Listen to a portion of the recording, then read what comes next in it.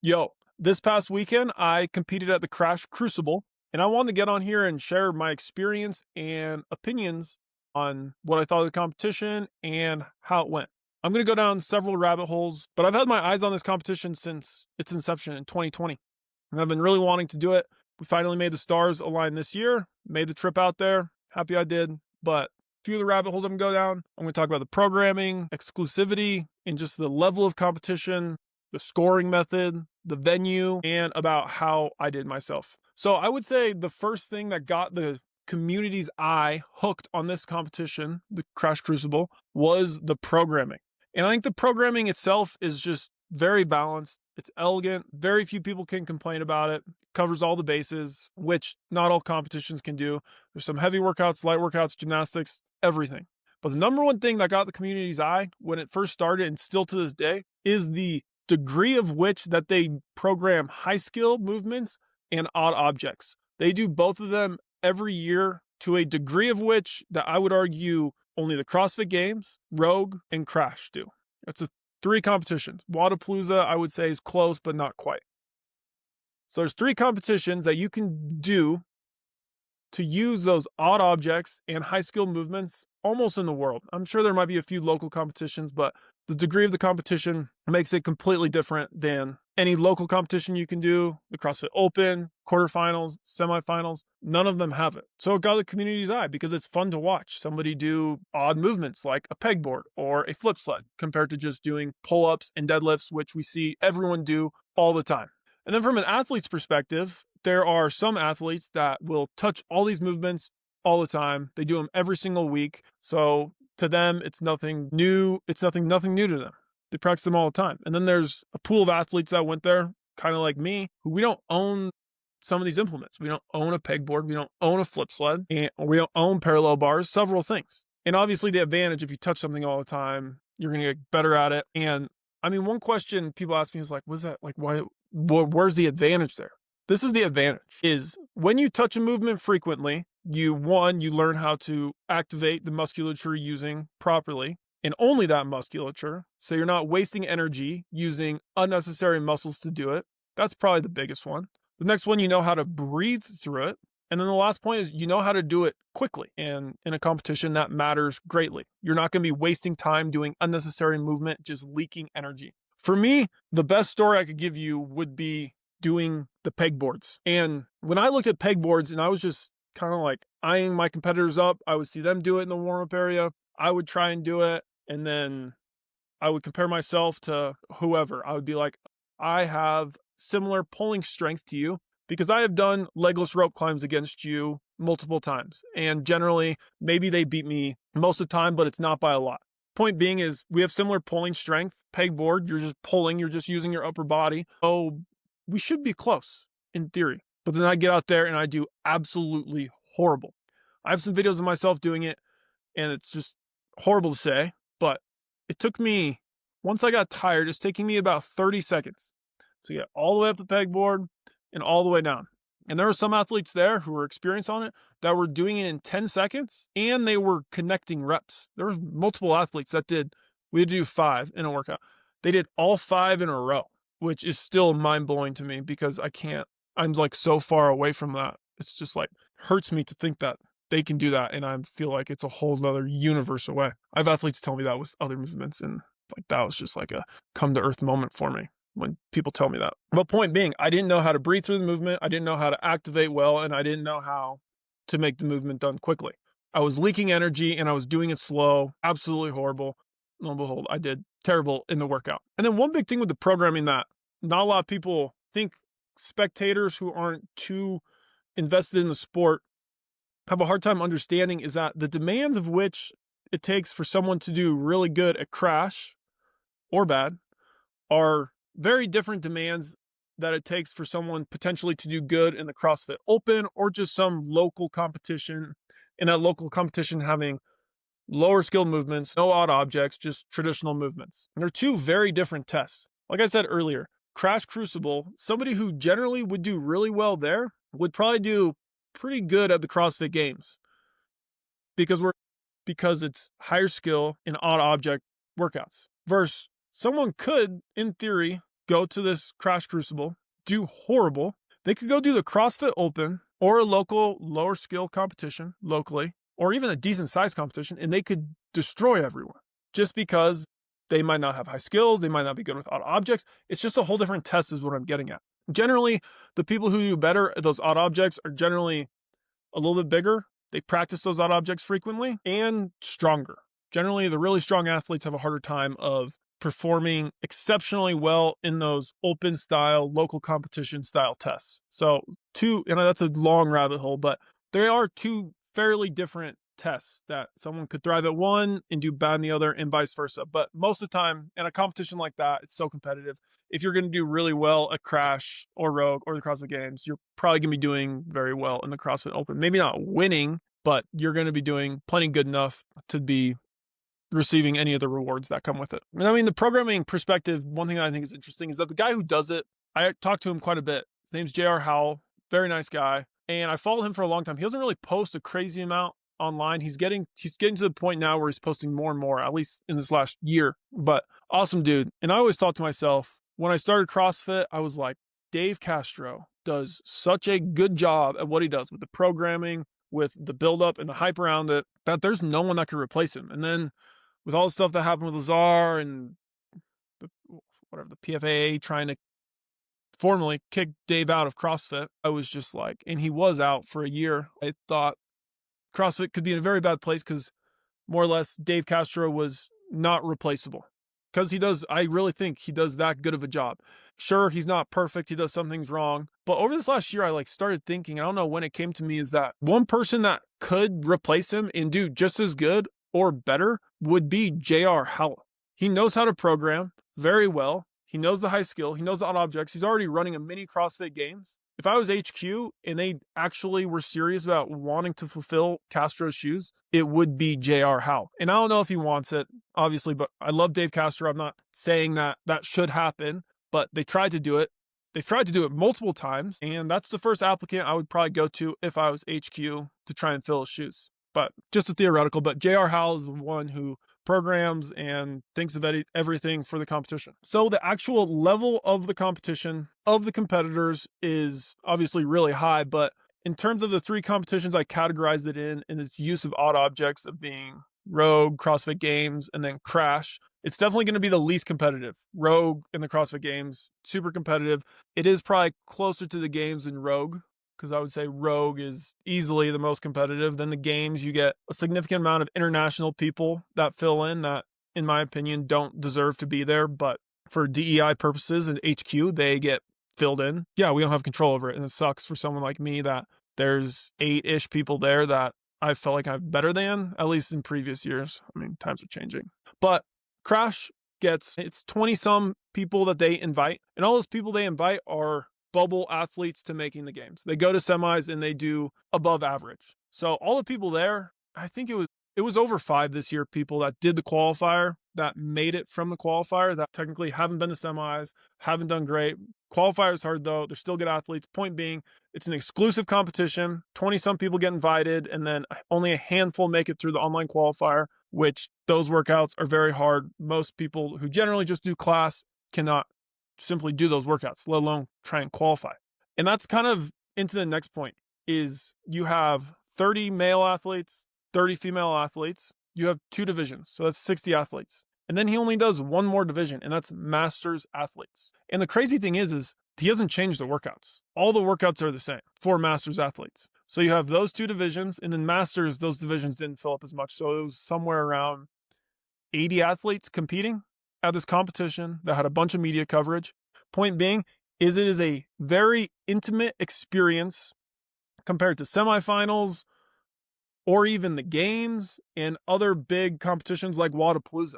Because what happens at those other big competitions is you have the team category, which if there's 30 teams, talking over 100 athletes right there. A lot of competitions have masters divisions, which that could be so many people. And some competitions have adaptive divisions. So competitions like Wadapalooza, you have hundreds and hundreds and hundreds of athletes, which is kind of cool because it's kind of like a big party, whole different vibe. And then on the other side of the spectrum, you have competitions like Crash and Rogue when there's a very select few athletes competing. And this was one of my first competitions that has felt like that. I mean, when I went to the games, there's so many people at the games, so many. The teams, individuals, it was after, no, Masters were there that year when I went in 2021, I think. But there's just so many people. And I go to Crash and there's almost like no one there. So you see all the athletes, you talk to quite a few athletes, talk to quite a few coaches, and you're not in this giant outdoor stadium. The place you're in is the venue of his CrossFit affiliate, which is cool. It's definitely big enough. I was supposed to talk about that later. I'm getting off track. But yeah, the intimacy of the competition, it's just a whole different vibe than the traditional Wodapalooza, and makes it, I probably like that vibe more than the Wodapalooza vibe when there's just hundreds of people, just because the people I talk to, I feel like it's a stronger connection almost because there's fewer people there. It's more exclusive. And then one thing that was pretty crazy that happened this weekend, and it's something I've thought about for a while. I think about it very frequently because I train a lot of Masters athletes, always talking to Masters athletes, is that there was a Masters athlete there who, they compete in their own division. It's not 30. It was like, I don't know, like 10 female Masters athletes. There's a female Masters athlete, like I said, did the same workouts as us, same loading, everything, but they just have their own leaderboard. She would have finished second in the individual competition. It might have been third, second or third. She would have done very well. But point being is, one thing that I've hated for so long is it's been a while now, 8-ish years, HQ decided to introduce the 35 to 40-year-old division, which I think is the stupidest thing ever.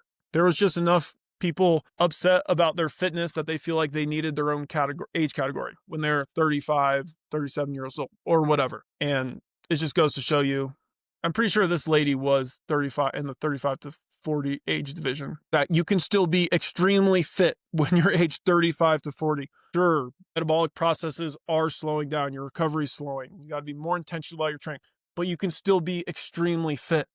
It is like one of my biggest things that I hate. 35 to 40-year-old division should not exist. And it might sound harsh, but it just doesn't need to be there. It's proven they can be just as fit as anyone else in a normal age category. It's whatever. Everyone gets a trophy nowadays. Another thing that was pretty different from this competition was the scoring template. Generally, at a normal competition, the way it works is first place would get 100 points, and then depending on the size of the field, we'll say second place gets 93 points, and then third place gets 86 points, and so on all the way down. So it's a sequential margin. Sometimes they start having it under or elongating it under 50, but it's sequential, first, second, all the way down to 30th for you. Crash uses Z scoring or P scoring. I don't really know which one it is, but it's based off the deviation of the median of the field. So if you finish an event, we'll say 3 minutes ahead of the second place finisher, so you are just that far ahead of the rest of the pack, you get rewarded for it. So in that case, somebody who finished first, which happened multiple times this weekend, Colton would get first place. He'd get 100 points. And then second place in a normal competition would get their 92-ish, 93 points. But since they were so far behind from the median, they would get 80-some points. But then what happened to me a lot of times would be I might beat someone by a second, or they might beat me by a second. And normally that would be like 7 or 8 points. At this competition, it was worth like a quarter of a point. And I actually like this scoring system a lot better. It measures you against your field so much more accurately in the deviations from your field. So if you are really good at something, you'll get rewarded for it. If you're really bad at something, you more or less get punished for it. And the crazy part about if you do really, really bad at something and you're so far behind the pack, you can actually get negative points, which I think most leaderboards you would just get, most normal scoring templates you would just get like under 10. You could get like 5 points. But now you can actually get negative. I think the worst, I remember seeing this lady who couldn't do, I think got 0 reps in her workout because she couldn't do one of the movements. She got negative 8 points, which isn't, and that's a question that I wonder is like, could that go, should that go lower? Is my question is, if someone can't do a single rep in a workout and that is the only person in the field that can't do a single rep, I kind of think that negative should be to a larger degree. And I don't know the formula they're using exactly, but that was something I thought to myself. I'm like, if you can't do a single rep of a workout, I feel like you should get a bigger punishment than just subtracting 8 points. But That was just something I thought about. I mean, as for the gym itself, the gym is the venue, CrossFit Crash. I think he told me it was like a 16,000 square foot facility. It's massive. And he set up the gym in a very conducive way to host this competition. He's got 2 rigs separated far apart. You can run 6 lanes down the middle, huge back turf area, and it all funnels in and out of a garage. So it's extremely easy for him to run heats. People go run in and out of the garage door for running loops. Super conducive. But it's just like being there and just like trying to think about like how sweet those members have at the gym there, because they're using all the same equipment at the owner's discretion.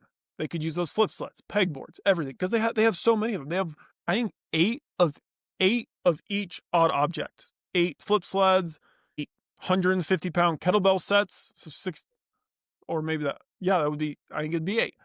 8 of each, which is, from owning a gym, that's just a crazy amount of money to spend on equipment. But the service it offers to your members to be able to offer those odd objects on a weekly basis is so fun for the members. It's fun for me to do. It's fun to coach. It's fun to watch. It's fun for everyone. The only thing that sucks is having to buy it. But the gym was huge, and I just kept thinking, I was like, man, these members, some of them probably do know how lucky they are, but there's probably so many of them that are just show up to that gym and don't understand how good they have it at that place. I mean, for my performance, obviously I didn't do great. I got 18th out of 30 people, which I guess you get what you trained for. And I haven't been training as much as I previously was in previous semifinals. And I guess it showed. So I don't really have any excuses. Really, I think I told someone, I got 0. I failed 1 rep at one point on the parallel bars. But other than that, I think I got 0 no reps. And I was talking to someone about it. I was like, yeah, I got 0 no reps just because I was moving so slow. I wasn't I couldn't push the pace because I was just petered out, I feel like, on so many events. But that's okay. I mean, my training since semifinals, I've had 1 session a day since semis, so the last almost 6 months. And it's a good CrossFit session, but it's usually lasts about 2 hours. And then I go home and work. And it's felt great. My body feels good. I have a lot of energy. I'm sleeping good. And I'm just kind of at the point where that's what I like to do. And I don't really see myself going back to training 11 to 12 sessions a week. I just don't. There is a part of me that thinks it's pretty crazy that training 11 to 12 sessions a week, then I go to only training 5, sometimes 6 sessions a week, and I can still go to the competition and get 18th out of 30, which might not sound good, and it just goes to show, like, once you build a capacity, maintaining something takes so much less work. So I've been able to hold on to quite a bit, and there are some elements that I actually do think I have gotten better at. I mean, I hit a really heavy back squat that Monday before we went out. That's something I haven't touched in many years. So there are definitely some Metcons that I would say I would do better at, but I'm talking very, very small margins here. I mean, one thing that's pretty different is I've put on, since semifinals 6 months ago, I've put on almost 10 pounds. I'm sure some of it's fluff, but some of it is probably muscle. And I kind of did that on purpose. I was probably slightly underfueled for a long time. It's a conversation for another time. But I just started eating more, feeling better, sleeping better, and that's just kind of what I'm following right now. I mean, I've already received quite a few comments of people who watched it, and they're just giving me their opinion on the commentators, that was, for the most part, it was Siobhan and Bill Grundler, and most of the opinions I'm getting are not very positive from what they said and how they felt about the commentators. And I could go down this rabbit hole really deeply.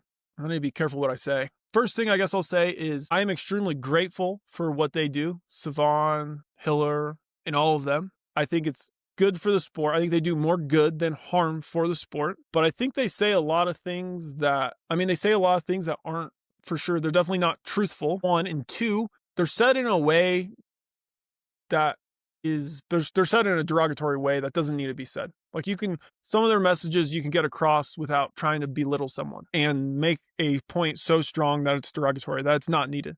But that's a conversation for a different time. But overall, I do appreciate what they do. I think it's good for the sport, and someone needs to be doing it. And part of why I'm making these videos is I want to be a part of the conversation, and I want, more or less, maybe not to be an example, I just want to provide truth and light into certain areas of the sport, of coaching, of training, that I feel like other people can't do because they don't have the experience, or that they won't do.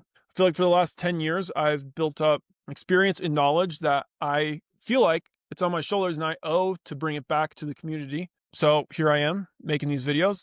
There will be more to come. But if you listen to this video, hope you liked it. It would be a huge help for me if you subscribe to the YouTube channel, follow me on Spotify, message me if you have any questions. I love your comments. I'll get back to you. See you next time. Peace.